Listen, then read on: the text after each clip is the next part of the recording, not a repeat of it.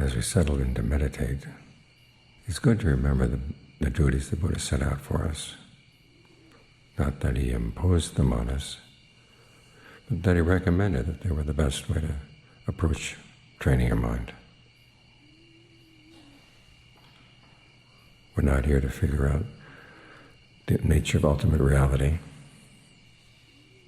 We're not here to figure out how we can get rid of our sense of self or sense of our I am.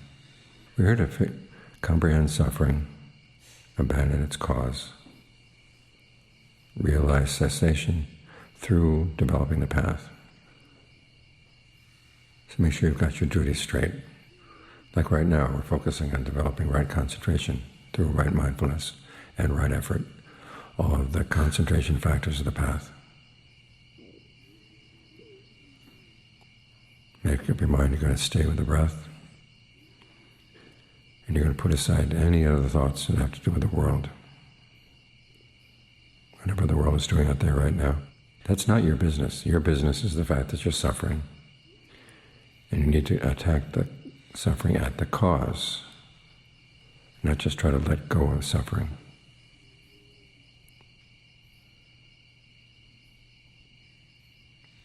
Trying to let go of suffering is like going into a house and seeing that there's smoke filling the house. You try to put out the smoke. As long as the fire is burning, the smoke is going to keep coming. You don't put out the smoke, you find the fire, you put that out.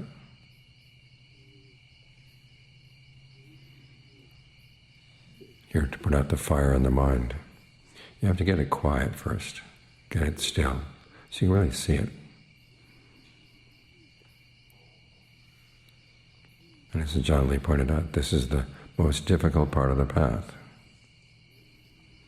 because it requires that you really focus on developing a skill.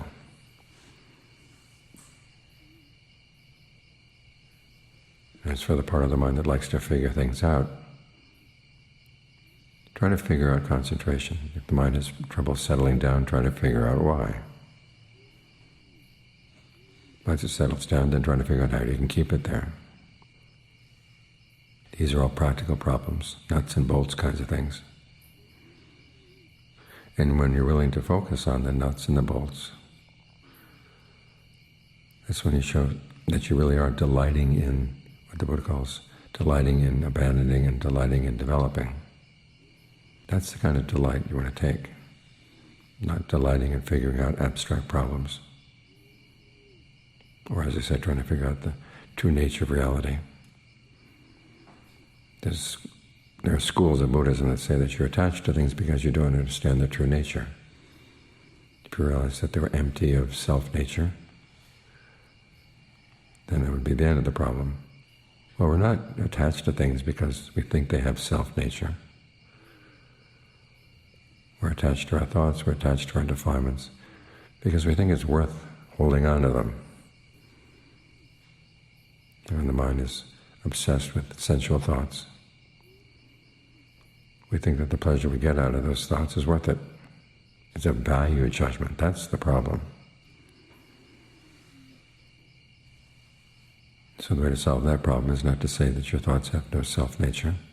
The way to solve it is to focus on what you find alluring about them and what their drawbacks are.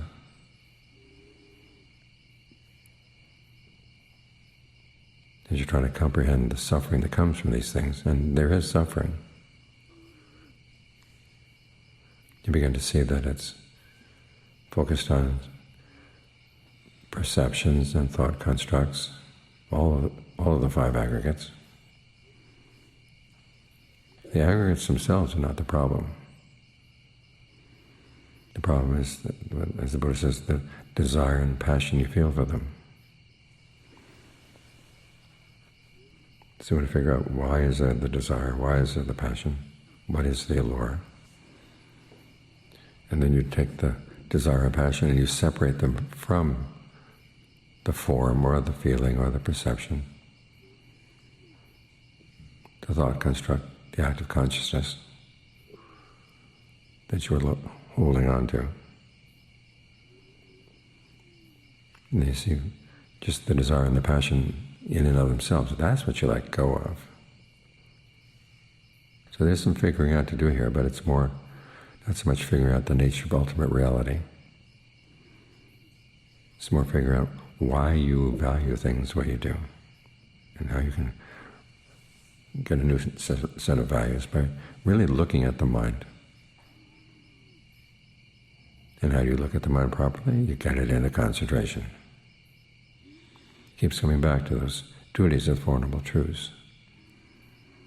For some people that seems just too ordinary, the fact that you're suffering and you can put an end to suffering.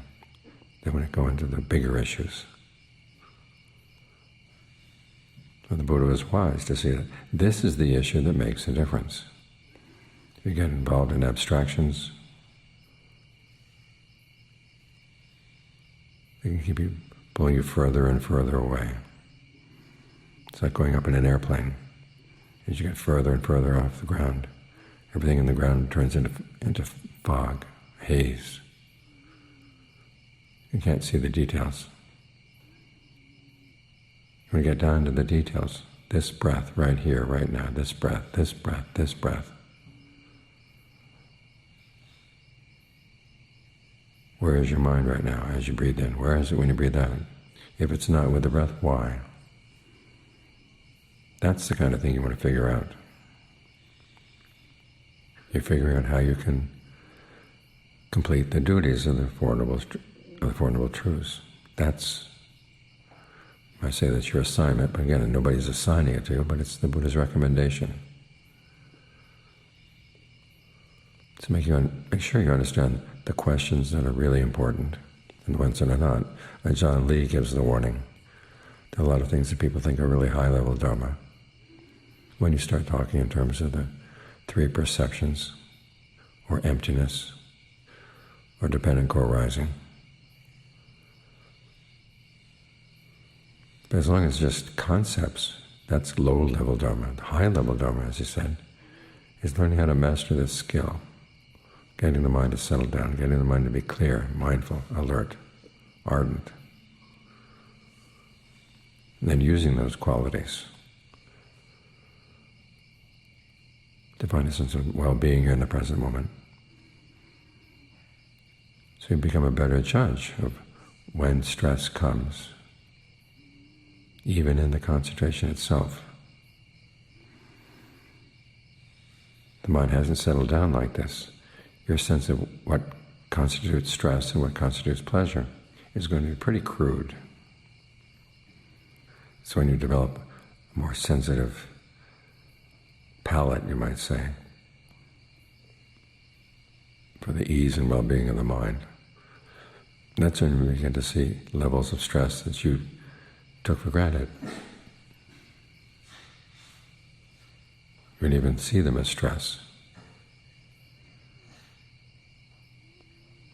So you want to comprehend things, as the Buddha said. You attack the problem of suffering at the cause, and you do that by developing the path. So focus on developing these skills. And to whatever sense you use your sense of I to do this, I am capable of doing this, I will benefit from doing this, I can watch myself doing this and figure out what I'm doing wrong. All those ways of thinking of I, the Buddha actually recommends. There is a problem in Buddhist circles where people tend to go straight for the Abhidhamma, where they're told that that's when you're dealing with true realities. And all the images and similes that the Buddha uses are just like a sugar coating. And you want to get to the real thing. Well, our problem is the way we fabricate the present moment. We do that doing what? By the way we breathe, by the way we talk to ourselves, the images we hold in mind. And so when the Buddha gives an analogy, it's not just for decoration, it's a recommendation. This is how you look at things for the sake of putting an end to suffering.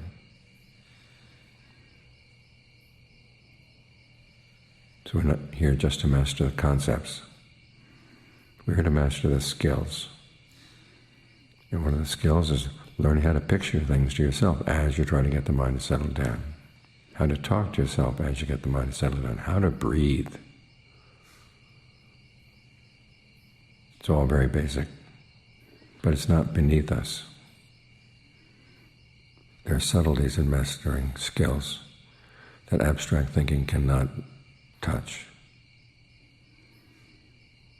So have a proper sense of what your duties are here, and don't feel that you're above them. Because they're there to help you, help get you out of the suffering you're causing yourself.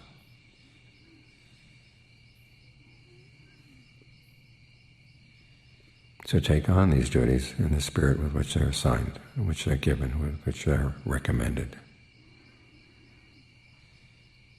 to make a real difference, something that abstract thinking can't do.